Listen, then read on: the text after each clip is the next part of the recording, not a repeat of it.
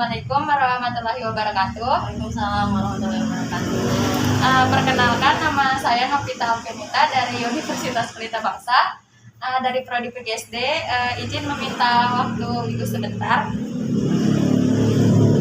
Izin untuk mewawancara Ibu tentang bimbingan konseling di sekolah dasar.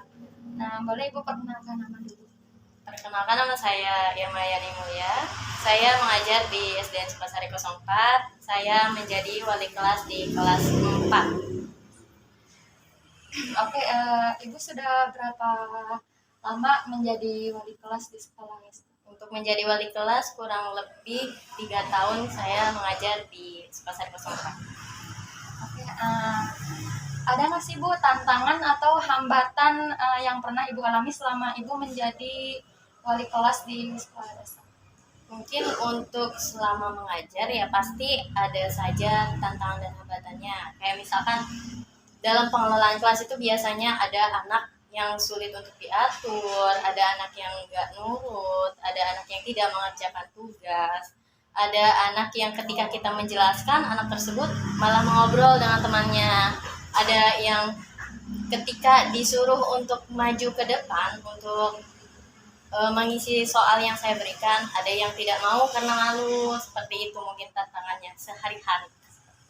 Nah, kalau menemui kasus seperti itu, kira-kira itu sebagai wali kelas itu bagaimana Bu? Apa ada hukuman atau apa gitu untuk anak tersebut? Untuk anak yang melanggar aturan atau yang tidak mengerjakan tugas, biasanya memang saya kasih hukuman, tapi memberi hukumannya itu hukuman yang mendidik. Kalau misalkan ada anak yang terlambat datang ke sekolah, memberikan hukumannya itu dengan cara memberikan soal kepada anak tersebut atau dengan cara menyuruh anak tersebut untuk membersihkan lingkungan sekolah, kayak memunguti sampah yang ada di lingkungan sekolah. Karena itu kan mendidik ya? Ya, biar anaknya itu lebih ya. Nah, jadi biar anaknya itu karena membersihkan lingkungan sekolah nih, kelihatan sama anak-anak kelas lain, dia malu. Akhirnya dia berpikir, oh berarti hari ini, hari ke depannya saya tuh nggak boleh lakuin hal ini lagi loh. Jadi tidak boleh melanggar aturan lagi gitu ya. Oke,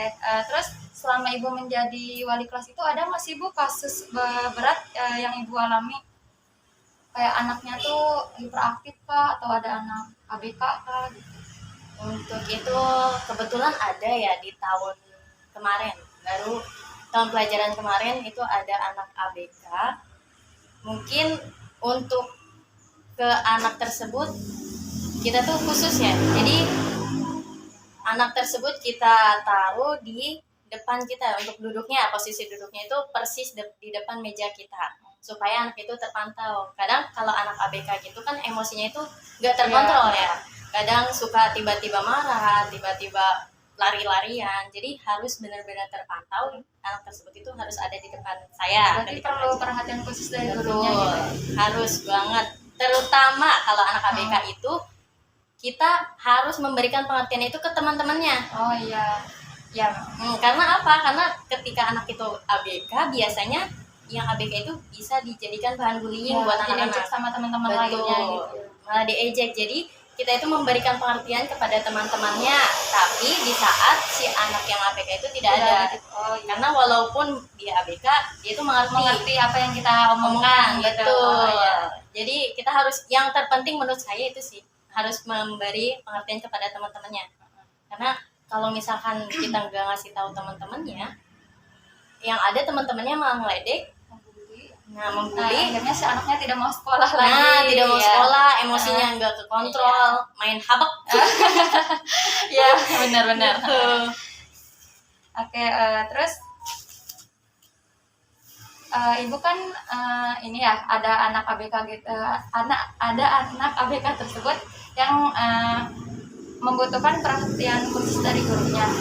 Nah, Ibu bagaimana sih caranya mengetahui bahwa anak tersebut itu harus memerlukan pelayanan khusus dari gurunya gitu? Sudah jelas ya, namanya ABK pasti butuh kelihatan gitu ya. Udah kelihatan dari tingkah lakunya dia sehari-hari gimana, ke temennya itu kayak gimana. Caranya itu ya untuk memberikan pelayanannya itu face to face, ngomong secara berdua. Kalau misalkan manggil juga nih kita pakai bahasa yang lembut. Oh iya. Saya ada. Jadi manggilnya itu kayak bukan langsung nama, kadang Mas atau ganteng. Ini saya. Iya, gitu sini ya. saya ganteng. Kalau itu kan dia tuh biasanya suka jalan-jalan. Oh iya. ABK itu kan susah untuk dikontrol gitu. Dia suka jalan ke depan, panggil namanya pelan-pelan. Kayak Mas, jangan lari-lari. Berarti nggak bisa dibentak sama Nggak bisa. sekali ya. Kalau dibentak, emosi dia malah Iya. Oh. membeludak gitu.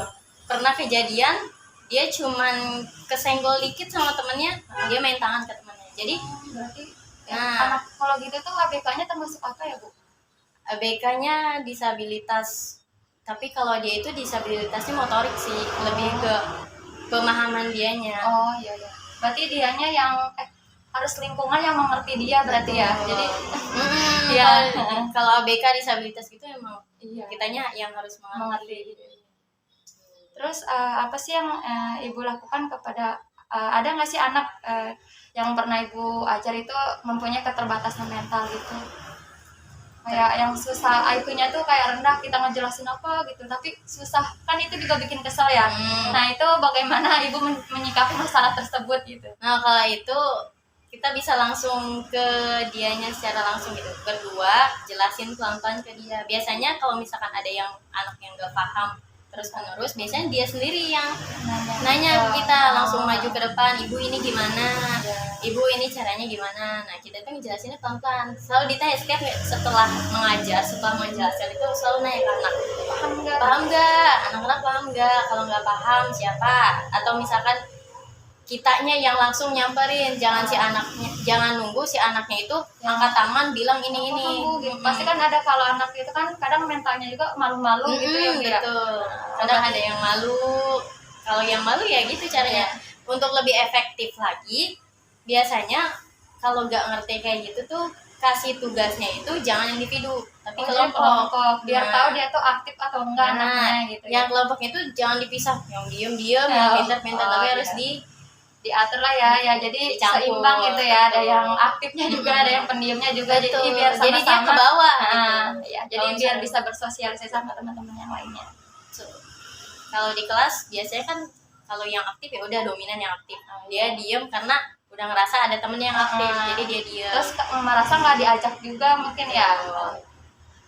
Mungkin hanya itu sih yang dapat saya tanyakan ke Ibu. Terima kasih Ibu untuk waktunya. Mohon maaf Ibu telah mengganggu waktu luang Ibu.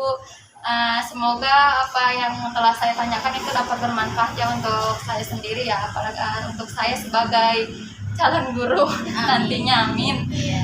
Terima kasih. Wassalamualaikum warahmatullahi wabarakatuh. Waalaikumsalam warahmatullahi wabarakatuh.